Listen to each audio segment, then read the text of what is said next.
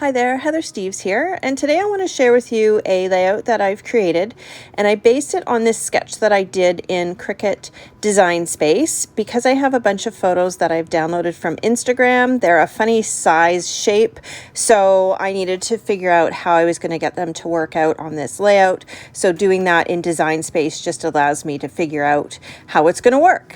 So I pulled out some of my retired Close to My Heart memo fundamentals, so that's this lined paper. And I'm going to use it for my base page, but I felt like it needed something to anchor it. So I've also pulled out some evergreen cardstock. So that is a current color and Close to My Heart.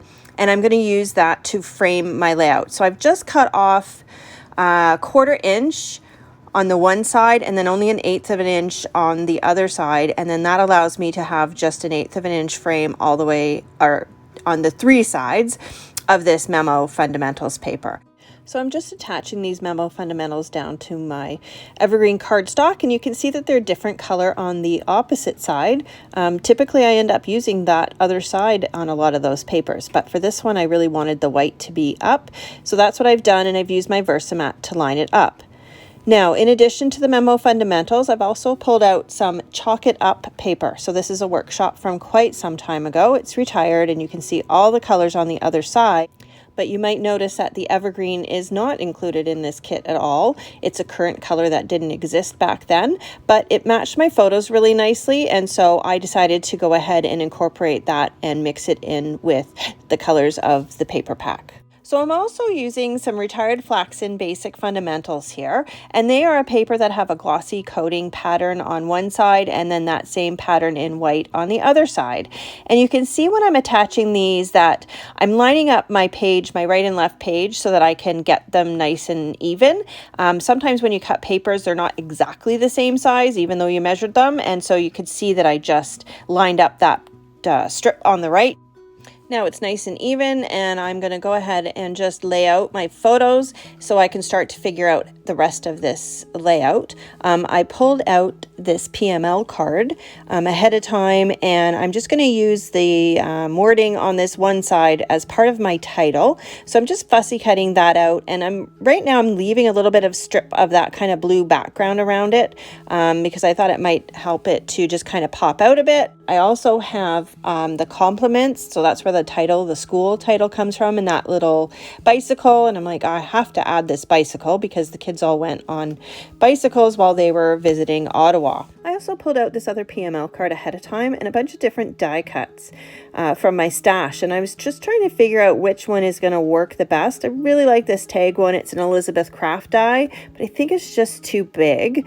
The square from Close to My Heart, same thing, it's kind of big, but this little one from Elizabeth Craft as well, I think it's going to be the right size, so I finally decide on that, and I cut it out, and it's got a little bit of stitching in it, so it adds some detail to it.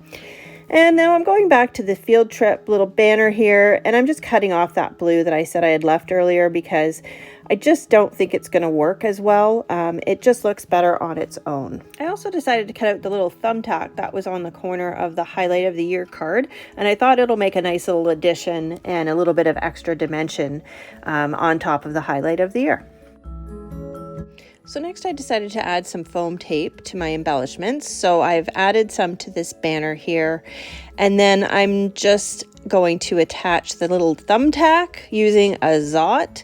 I thought it might work better. It's pretty tiny, and so a Zot you can just kind of squish, and then it adds a little bit of dimension. Then as I'm looking at these photos, they're going to be kind of overlapping each other. I thought it would make sense for them to have foam tape as well. So I've just done every other photo, and then that will add some dimension. And as I said, they're going to be overlapping. They're not going to be straight.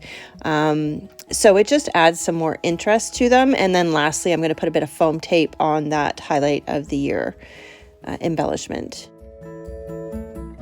So in my next step here, I wanted to do something with these little tiny 2x2s. So I thought maybe I would mat them. So I pulled out some black cardstock, but I wasn't too keen on that. And then I pulled out the white, and I thought, you know what, it actually looks really good with the white.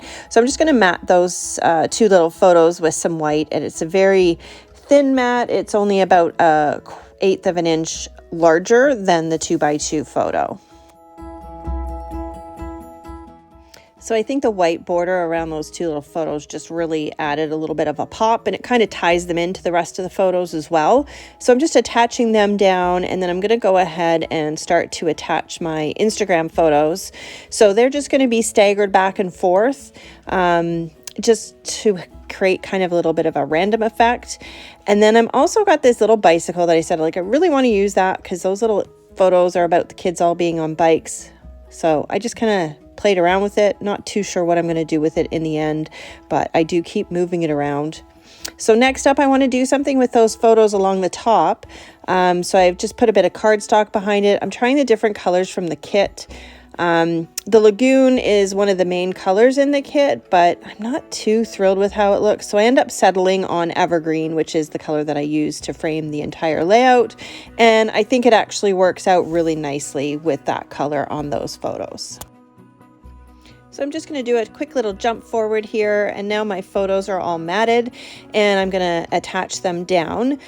You notice that the Instagram photos on the right side of the layout aren't attached yet, so I'm not doing that until I get these larger photos attached. They are actually 4x5 photos, and so I want to get them down on the page before I actually commit to my locations for these other photos.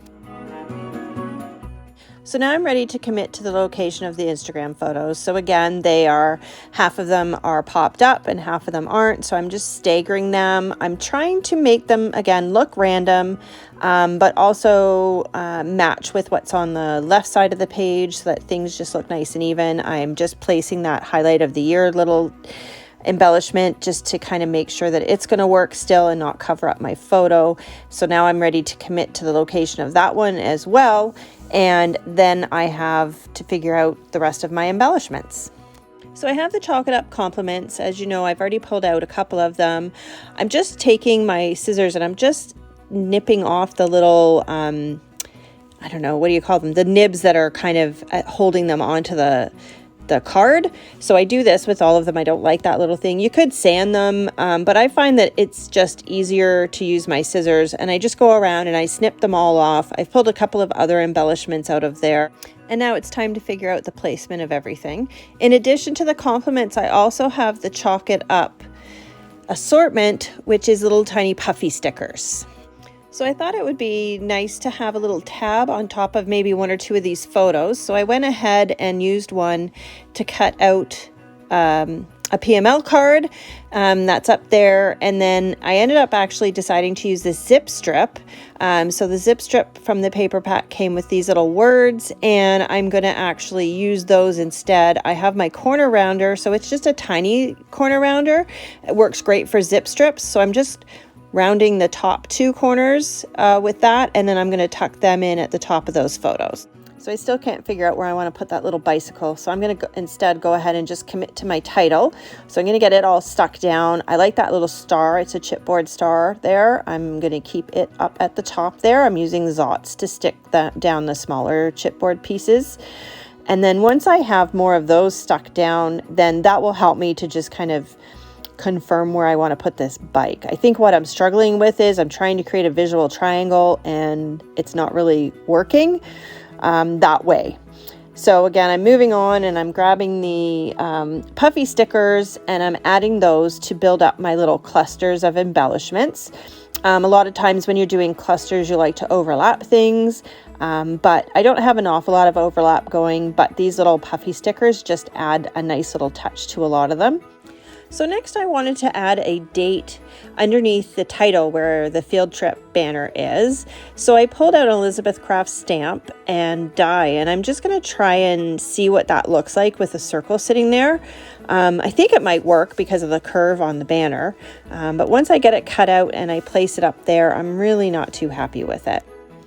So I end up just playing around with the different shapes that might look good underneath that field trip banner. And I pulled out the stamps D1648 Snapshot Memories, and it has a nice little date stamp that's just a nice shape. So I stamped it onto the leftover of my PML card so that it would match nicely. And I'm just going to fussy cut that out and then stick that underneath there. And I'm not actually going to use any foam tape under that. I'm just going to attach it flat right on there. And then that gives a little bit of dimension between the two pieces. So at this point, I think I'm going to keep the bike down in this corner. And I have this little chipboard star that I cut out, but it needed to be edged because you could see some of the white showing through it. So I edged it in black ink. And then I have another PML card and I'm cutting it apart. So again, I've cut the banner out. I've left a little bit of a border, but in the end, I don't like the border around it. So I'm just cutting right up against the banner and it looks much better. And then I can figure out where I want to place that on my photo. So I'm just going to grab those puffy stickers again. I'm going to add a few more to create those clusters. And now I'm starting to almost get a bit of a triangle, but it's more of a like bouncing up and down across the page as opposed to an actual triangle. But I'm just kind of placing some of those around. I'm finally going to commit to the bicycle. I'm going to put some Zots on it and I'm going to put it down on that bottom left-hand corner. It doesn't matter that I'm covering up the wording on the photos because each of those 4 photos have the same words on them. So again, I'm creating a bit of a cluster by adding some more of the puffy stickers here. And then I also have a little piece of the zip strip left over, which I thought might work on the page. But I'm going to put some puffy stickers up on the left page again and see how that's kind of moving your eye across the page, bouncing up and down. So it turns out I don't actually like that little bit of zip strip there. So I do have this other piece of a PML card that I cut out for some other project. And I think it actually works pretty good there. And so I'm going to attach it over top of that photo. Again, covering up words, but it's okay because they're repeated on the other photos. And that completes my layout. I really hope that you enjoyed this video. Please don't forget to like and subscribe to my channel. And of course, have a fabulous day.